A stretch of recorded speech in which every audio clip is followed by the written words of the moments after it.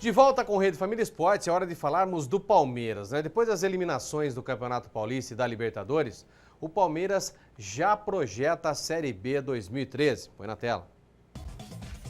Após as eliminações no Campeonato Paulista e na Libertadores de América, o presidente do clube Alviverde, Paulo Nobre, faz um balanço do primeiro semestre e projeta mudanças para a Série B do Brasileiro. Natural, ao final de duas competições, como esse ciclo que a gente viveu agora de Libertadores e de Campeonato Paulista, ao final dessas duas competições, é natural uma reavaliação do trabalho como um todo e, obviamente, dentro de uma reavaliação, podemos chegar a conclusões que alguns jogadores, eventualmente, não deram certo, outros podem chegar a vir ao Palmeiras.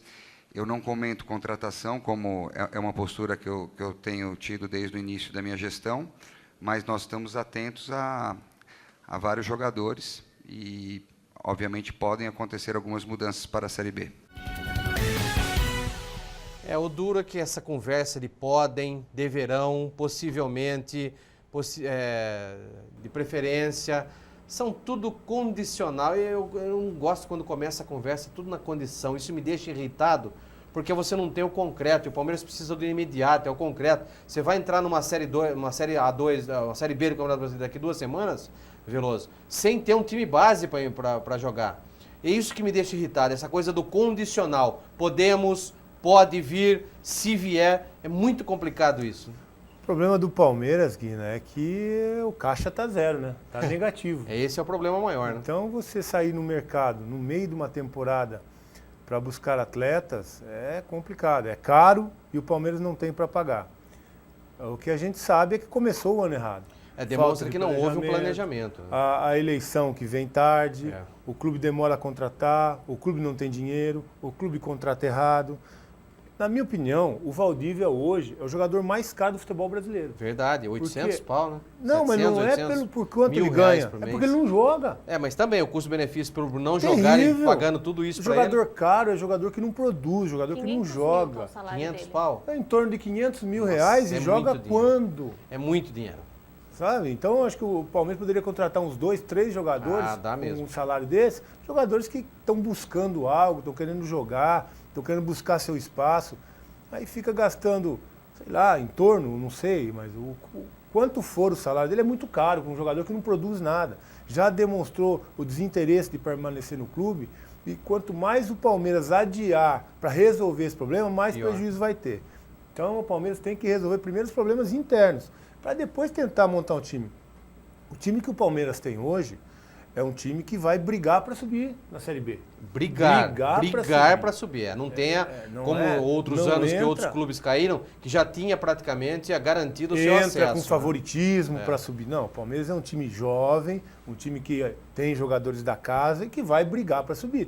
Tem problemas, a gente não sabe como vai ser o Bruno depois dessa eliminação da Libertadores. É verdade. Então tem mais um problema para se resolver. E o Palmeiras tem um time modesto dentro das suas condições, mas modesto.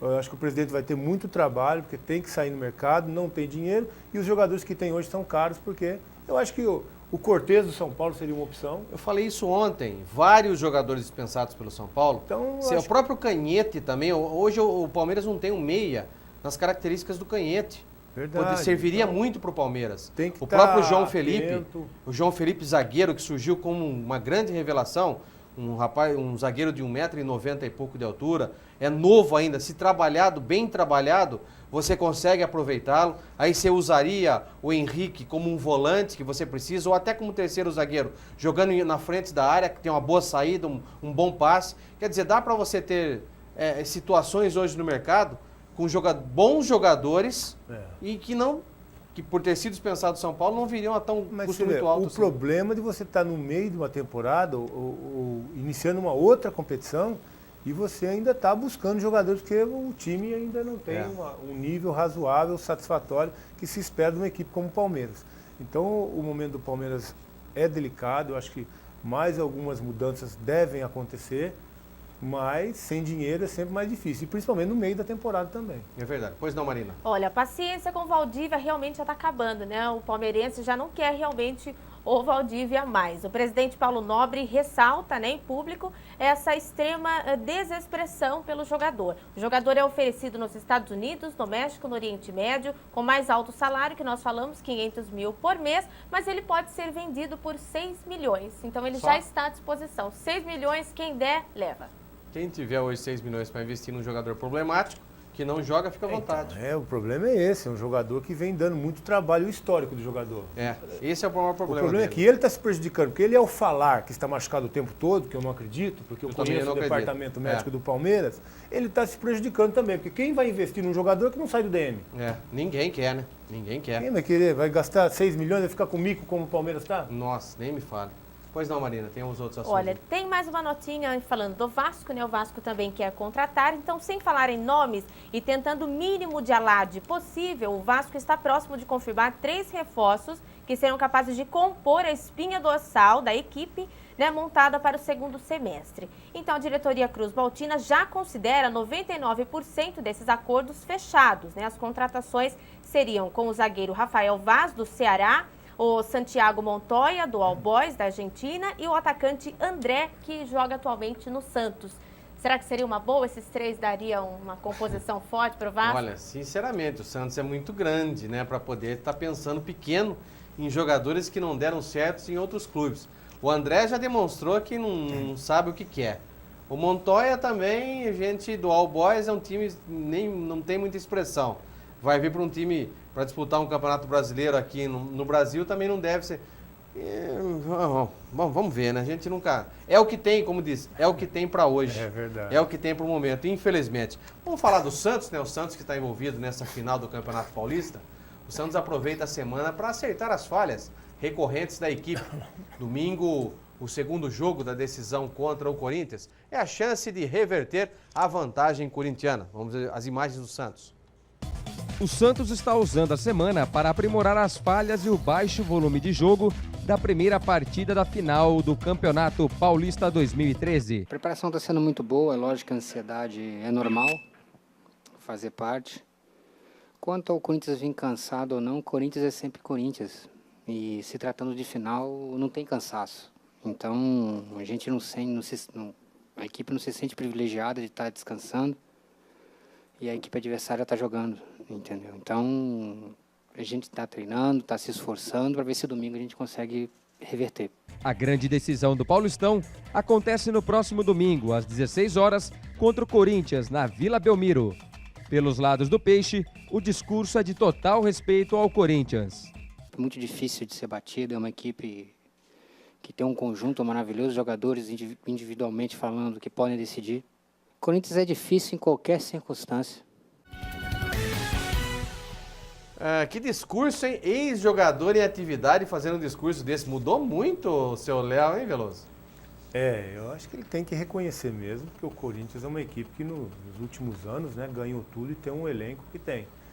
Mas, na minha opinião, sei que você não vai gostar muito. Eu sei que você tinha que me cutucar. Eu estava esperando isso já. Mas, na verdade, eu acho que no momento, por tudo que aconteceu, a desclassificação, eu acho que essa ressaca da desclassificação decidiu o título em Santos.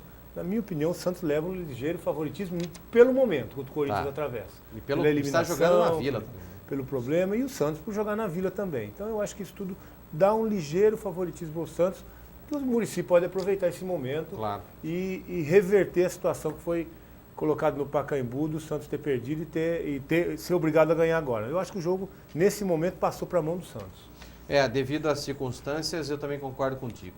A Rede Família de Televisão quer ficar mais próxima de você. Por isso, quem vai escolher o nosso slogan, aquela frase que identifica a emissora, vai ser você. É só ligar no nosso portal de voz, 0 operadora 19 96450917 e escolher a opção 3 e deixar a sua sugestão. O slogan escolhido vai ganhar prêmios da Rede Família. Então anota aí, 19 9645 0917, não se esquecendo de escolher a opção 3. Vamos agora falar do São Paulo, né? O tricolor treina no CT de Cotia, visando a estreia no Brasileirão contra a Ponte Preta no dia 26.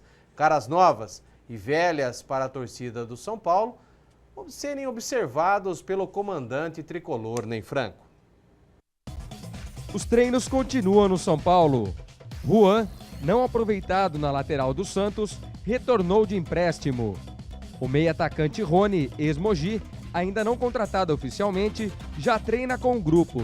E o recém-contratado Silvinho, com esse belo gol no treino, deu mostras do que pode ser o São Paulo para o restante da temporada.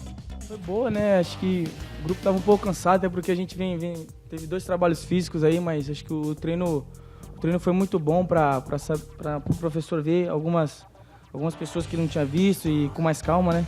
Fui muito feliz nos lances, acho que jogar com o Luiz, com o Jadson ali, com o Elton, com o Denilson, fica bem mais fácil de você receber a bola.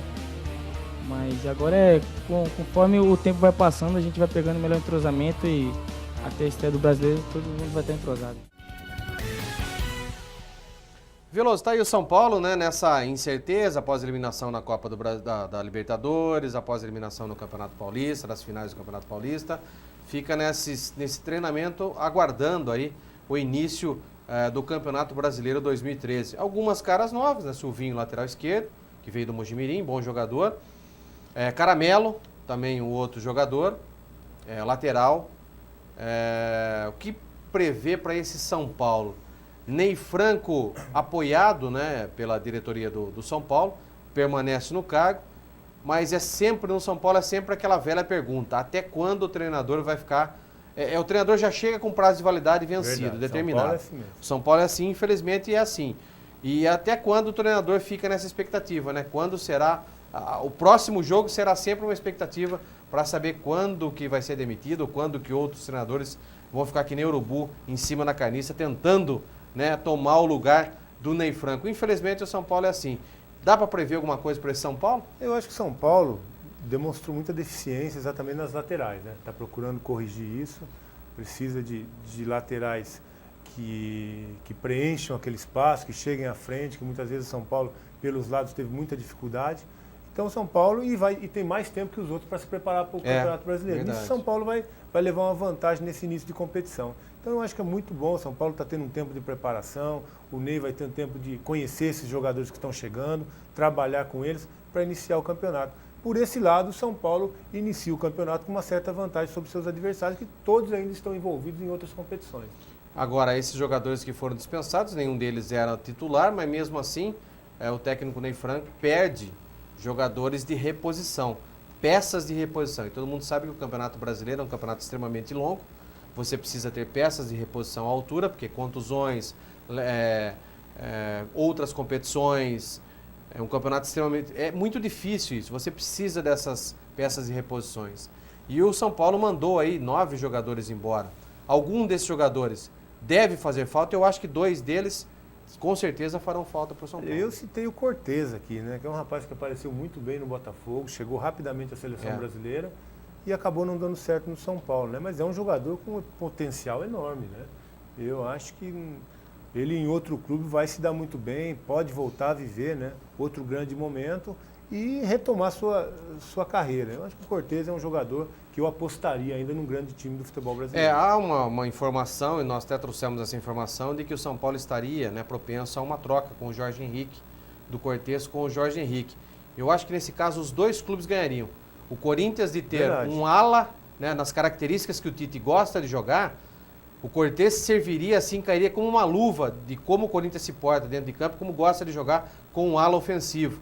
E o Jorge Henrique cairia muito bem também no esquema tático do São Paulo, um jogador que faz uma recomposição defensiva que muito poucos jogadores dentro do São Paulo hoje fazem. Ele é muito bom taticamente, é verdade, concordo com você.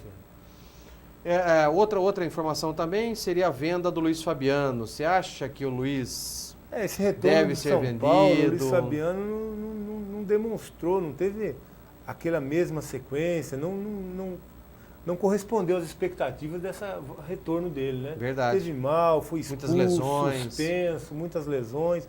Então é um jogador que realmente no São Paulo, nessa nova passagem dele, não rendeu o que a diretoria esperava e o próprio torcedor. Então eu acho que é normal essa especulação e acredito que isso pode até se concretizar, sim. Podemos já iniciar um ex-jogador em atividade também para o Luiz Fabiano ou ainda é cedo? Não, o Luiz Fabiano eu acho que ainda tem potencial. Ele precisa, acho que, de um psicólogo, né? Alguém para orientá-lo, para que ele possa conversar, porque ele está muito explosivo, discutindo, brigando o tempo todo, e isso sim vem prejudicando o São Paulo. Mas ele é um jogador que o potencial, o nível técnico dele ainda é altíssimo. Verdade. Finalmente a FIFA liberou o Itaquerão. Bastou o Corinthians falar que se quisesse tirar da... Né? Final, né? O Corinthians ia mudar alguma coisa? Se quiserem, tire. Bastou o Corinthians fazer isso, né? Para que a FIFA voltasse atrás e liberasse o Itaquerão para a estreia da Copa do Mundo, com o prazo para o término ao final do ano. Veja como foi isso. Na terça-feira, o secretário da FIFA havia cobrado a aceleração das obras. O Corinthians respondeu que tinha prazo até fevereiro de 2014 e não aceitava pressão. Agora, a FIFA considera que a questão foi solucionada. O Itaquerão vai receber o jogo de abertura da Copa do Mundo. Está aí definido, até porque o próprio Gerald Valk, que é o secretário-geral da FIFA, ele já tinha acertado com o próprio Corinthians e com o Odebrecht, que como o Corinthians começou um ano após todos os outros estádios, a construção, que o Corinthians poderia entregar essa obra em fevereiro de 2014. Isso já estava acordado há muito tempo. Aí, para ganhar um pouco de status, para dar uma agitada na coisa, ele veio e falou essa besteira de que... Aí tomou a de encontro, né? Ficou murchinho. Aí tiveram que fazer uma reunião às pressas, né? Ele teve que marcar uma reunião às pressas com o Corinthians e também com a Secretaria Municipal de Esporte de São Paulo, com o governo federal, dizendo que não, o pessoal interpretou um pouco mal, o nosso acordo está ainda de pé, pode ser entregue assim em fevereiro. O Corinthians vai entregar o estádio para 48 mil lugares em dezembro agora. Isso já está definido. Esse estádio será entregue em dezembro. Só que o que vai faltar são os 20 mil, que não é responsabilidade do Corinthians. Já falei isso. Responsabilidade de São Paulo, né, da Secretaria de Esporte de São Paulo, do governo estadual e do governo federal, que se comprometeram a colocar esses 20 mil lugares. O que está pegando um pouquinho é se esses 20 mil lugares vão ser colocados após o término, em dezembro, ou se dá para se colocar isso antes. É só isso, é uma questão de engenharia. Aí vem o cidadão aí, que está falando muito também, né? Fala-se muito e se produz pouco. Pois não, Marina? Olha, a programação do Botafogo durante a paralisação do Campeonato Brasileiro para a Copa das Confederações ainda não está definida. Ele depende de conseguir ou não a cessão do campo, né, que seria do Engenhão, anexo às instalações, para poder fazer os treinamentos tanto da seleção italiana quanto de outras equipes que passarão pelo Rio de Janeiro. E depois de uma reunião realizada ontem, o Botafogo espera uma posição do comitê organizador local da Copa do Mundo de 2014. A situação deve ser resolvida até amanhã. E além do Engenhão, o Botafogo também utiliza o campo de sede, né, do General Severiano para treinamentos, mas o local não tem condições de receber atividades seguidas, nem tamanho suficiente para coletivos e trabalhos táticos mais complexos, né? O Campeonato Brasileiro começa no dia 25, terá 5 rodadas até o dia 12 de junho, quando a competição será paralisada. E ela só volta a ser disputada no dia 6 de julho, no final da semana seguinte ao término da Copa das Confederações. O problema é o seguinte, o clube pede que seja providenciado rapidamente um lugar para treinamento. Então o Botafogo quer treinar. Vai treinar lá na beira da praia. O Flamengo já fez tanto isso. Isso aí não é responsabilidade. Quem é responsabilidade? Do Botafogo, por que não construiu um CT de treinamento? Com essa grande história que tem, né, no cenário mundial, por que não construiu um CT de treinamento até agora? O Vasco também tem o mesmo problema. Por que o Vasco, o Fluminense, por que esses times cariocas não construíram um CT de treinamento à altura? Porque até hoje viveram um berço esplêndido de ouro, né? Os patrocinadores bancando a contratação de time, ninguém se preocupou em construir sem treinamento. Agora fica aí, né? A ver navios, porque vai ter Copa das Confederações, o pessoal da SES vão estar usando os principais campos, eles vão treinar onde? Vai lá, vai treinar no mar, vai treinar na areia, fica em camelo, fica com o joelho tudo inchado, treinando na areia. Vai fazer o quê? Isso tudo é planejamento, se Botafogo, Flamengo, o Flamengo é tudo bem, Vasco, Fluminense principalmente, que não tem lugar para treinamento, que não pensaram na sua vida durante toda essa história. O Fluminense tem quantos anos para ter pensado numa história de futuramente ter um centro de treinamento? Agora, prefere ganhar títulos do que investir, ficar 2, 3 anos sem um título e investir num centro de treinamento à altura. Tá aí agora, pega ali, fala para a Unimed agora lá e arrumar um lugar para treinar. Ou vai treinar dentro do hospital da Unimed do Rio de Janeiro. Tô errado, Veloso? Não, tá certo. E acho que vai ter problema mesmo, vai ter que treinar na praia, porque não tem campo, todas as seleções treinando no Rio, nos campos, tem a URCA, que até o Brasil vai estar lá também. Lógico. Então vai ter problema. Ema, cada um com seus problemas. Não planejou, Vai fazer o quê? Cada um no seu quadrado, não tem o que o comitê organizador vai fazer? O máximo que vai fazer é tirar o Flamengo, e ir para outro estado. Mas e aí? Quem que vai arcar com isso? Quer que daí o comitê organizador pague isso também? Isso é problema deles, ó.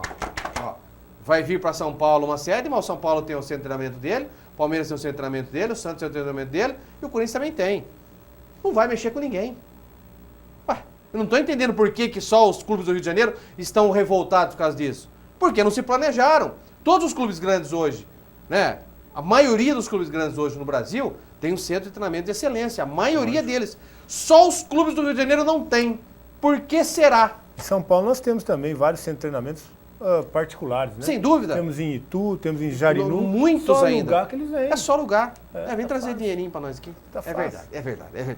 Vamos dar mais um rápido intervalo? Daqui a pouquinho a gente volta, trazendo muito mais informação para você.